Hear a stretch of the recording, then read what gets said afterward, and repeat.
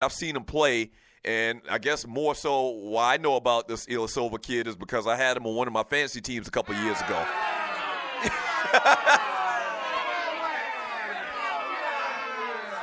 Yeah, so a solid piece. It's going to get him a good backup at the power forward position. And Tiago Splitter, man, big disappointment. He's not playing in a game this year due to hip and calf injuries. He played in just 36 games last season before undergoing season-ending hip surgery. Yeah, big guys like that with leg problems, feet, hips, and all like that, I mean, he's trash.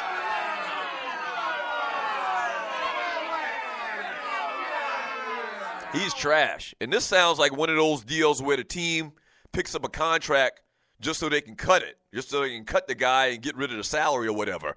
Because clearly they don't need another big man. We just talked about Noel and Nerlens Noel. Nerlens, I think his name is. Nerlens Noel and Joel Embiid. So I don't know. We'll keep an eye on that. But you do see a lot of times a cat will pick up a contract of somebody that's a bust or somebody that hasn't been playing because of injury.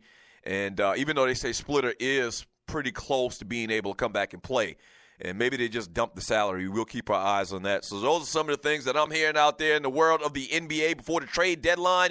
What are your thoughts? What is your team going to do?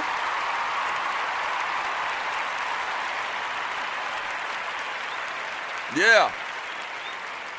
Where are the Atlanta Hawks right now as far as record-wise and where are they at in the East? Hawks right now are 5th. They're only a half game out of 4th place. They're a game and a half or 2.5 games out of 3rd. So they could definitely jump up in the standings, man. Got a chance this year to be competitive in the playoffs, especially with the guys they got on the team, man. I've talked about it all year long. Absolutely love the decision to bring in Dwight Howard, even though I'm not a Dwight Howard fan, man. I just thought it was a perfect matchup. Like Dwight's career kind of fallen off. Not respected. He's not even looked at as the main piece on the team no more. Bounced around from Orlando to L.A. to Houston. And his brand has kind of diminished. But coming back to Atlanta, hometown, where he'd be the guy or one of the main pieces for this team, I guess the face of the team, I thought that was a good thing. And the Hawks needed to add a face. The Hawks, Atlanta is a city where, and you're listening to the Doug Stewart Show, very, what's the word I'm looking for? Star-oriented. Like we want to root for stars, or the city, the sports fans in this city, they want to go to a game where they can see a star. They only sell out Phillips Arena when Michael Jordan came to town, or whatever big team came to town. Whenever the Lakers come to town, whenever New York comes to town, and they got big stars and big brands as far as organizations, Phillips Arena will sell out, the highlight factory they call it. But the Hawks for a long, long time didn't really have bona fide stars, They had Joe Johnson, the most unassuming, quietest superstar, no personality at all. Just wasn't a good fit here in Atlanta, man. But Dwight got big personality, so I always thought it was a good deal to bring him in, and it looks like it's panning out. So they got a nice lineup. Millsap, obviously, all-star type player. Bazemore and Tim Hardaway Jr. playing ball right now. Tybo Cephalosha, defensive stopper. And I always talk about the Dennis Schroeder kid, man. I love Schroeder. So they bring in Ilyasova, man, and some backup. Hawks going to be interesting. I feel good about the Hawks going into the playoffs. Not that they're going to win a championship or anything or even make it to the championship. I just think it's going to be interesting to see what the Hawks can do in the playoffs this year. All past years, and nobody had any faith in all that the Hawks were going to do a damn thing in the playoffs. No. Nobody thought for 1 minute that the Hawks were really going to vie for an NBA championship, especially over the past 12, 13 years since LeBron's been in the league and in the Eastern Conference. So I think the Hawks got a shot this year of not, doing anything big, but they got a chance to make a little bit of noise in the playoffs. 404-382-0338. You can also email me at Doug@theDougStewartShow.com. Let me read some messages here in the chat room on Spreaker.com from LLK3000 S-Wave. What up, K3000? He says, we're so easy to count our own out. I don't know what he's talking about. From Robert One Dope Boy Slade, Wizards acquire Bojan Bogdanovic, I think is the way you pronounce that guy's name, from the Brooklyn Nets. Okay, so you're starting to hear some little deals trickle in, and we'll kind of keep our eye on the wire as far as any deals that come down the pike, and give you an update on them as the show goes on today. Also in the chat room on Spreaker.com from Barbershop Sports Talk Podcast, Montana, I think everyone and their mama know K-Love is a terrible defender. The best D he's played was against Steph in closing seconds of Game 7. I'll agree with that. I don't know if terrible is the right word, but I don't think anybody thinks that Kevin Love is a great defender. From the 47 problems, the Hawks added Ersan Ilyasova. I just talked about that. I guess you mentioned that before I got to it. From Sydney Fried Penguin Jackson.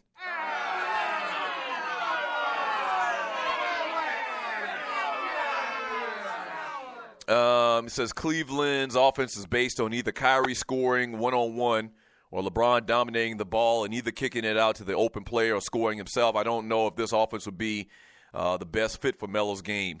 I don't think it is. Y'all still talking about, we got Ninja probably in the chat room trying to campaign for Carmelo Anthony to go to Cleveland. Stop it.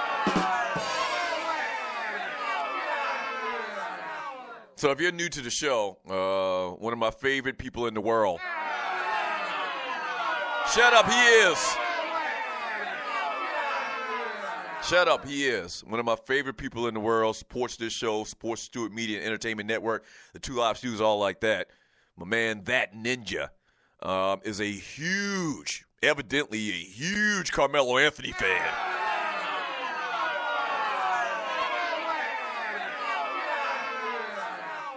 So it seems like he'd like to see Carmelo traded to Cleveland for Kevin Love. He's not a fan of Kevin Love, to say the least.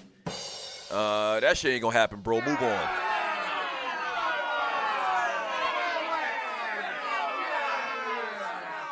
From Montana Jones, that's all media BS when it comes to Melo won't play D. Love don't play D, but you never hear that from the media. Love only averages 8 points during the playoffs last year. We need more this year.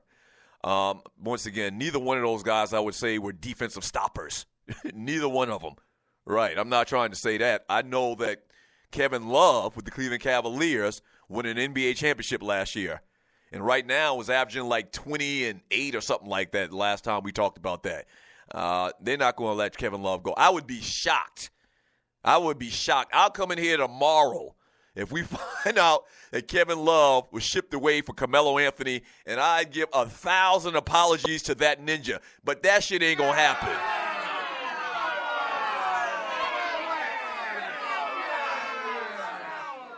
Here he goes right here again from That Ninja. So many Europeans.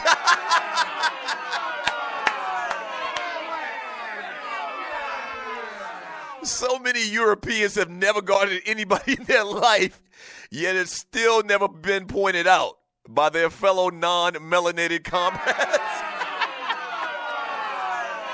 Are you stupid? Stupid. So Ninja also, once again, one of my favorite people in the world.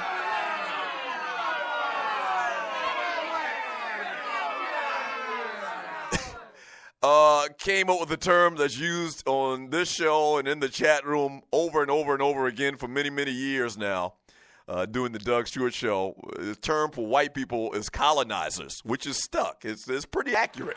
That's a good term. I like that.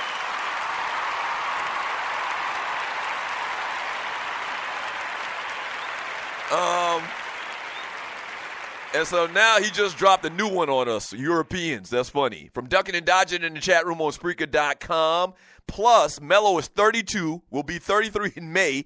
He's past his prime. Love is in his prime and flourishing as the third option. No need to change that. Period. Very well put, sir. Mr. Ducking and Dodging.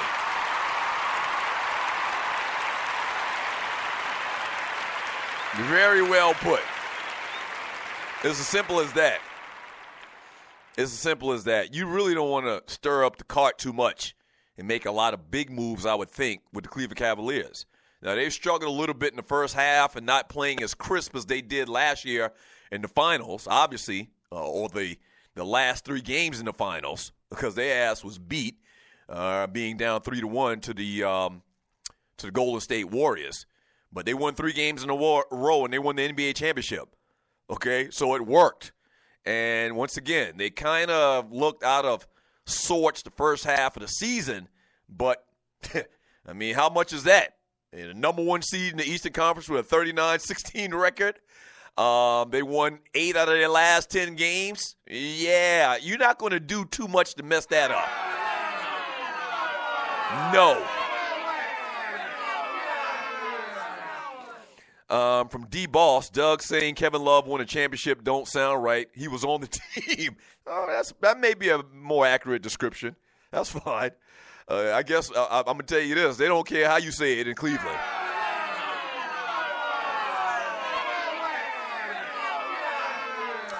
From Clay Magic Bike Davis, Kevin Love is a better rebounder than Melo. I'd agree with that, and I'm not looking at stats right now, but I'm sure that's the case. I mean, I can't remember Melo being this dominant rebounder before. Remember when before Kevin Love came to the Cleveland Cavaliers when he was with Minnesota, like, you remember Kevin Love used to have, like, those 25 rebound games? Like, he was a double-double guy every single night. And now his role with the team now is not the same, I guess. But, yeah, do you remember when he was in Minnesota? Now, the team sucked and he could do and go anywhere he wanted, I guess. But when he was in Minnesota, there were several headlines the next day, maybe not even seeing the game, but there were several times we talked about Kevin Love getting 25, 30 rebounds in a game. He was a dominant rebounder when he was in Minnesota. Not so much when he got to Cleveland, but, I mean, that's a true statement. That's a true statement. And his role now is more so sticking out behind the three-point line and hitting three-pointers and spot-up shooter and all of that type thing. So I guess that's not what Tyronn Lue wants him to do. But don't act like Kevin Love can't give you a defensive presence as far as rebounding. I mean, that's just not the case. From Sydney Fried Penguin Jackson. I hate your damn name, bruh. It's not Fried Penguin and Popeye's Chicken. Please, bruh. You're giving me a bad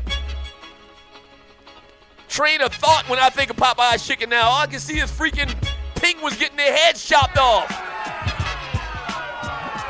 Please change that, bruh. Damn. Nothing wrong with that damn chicken. That chicken is chicken, bruh. Please. Even your profile pic. Shit. Bucket of chicken with a distressed penguin on the front. Anyway, Sydney Fried Penguin Jackson says, right, Clay, and the Cavs' only other rebounder is Tristan Thompson, and he is small for a center. That's a good point. Talking about Kevin Love and rebounding. All right, when we get back from the break, man, it is hour number 2 of the Doug Stewart Show. Talk a little bit of football, man. Scam in Jersey. And Harrison says he's got a little bit more in the tank. Hour number 2 coming up next.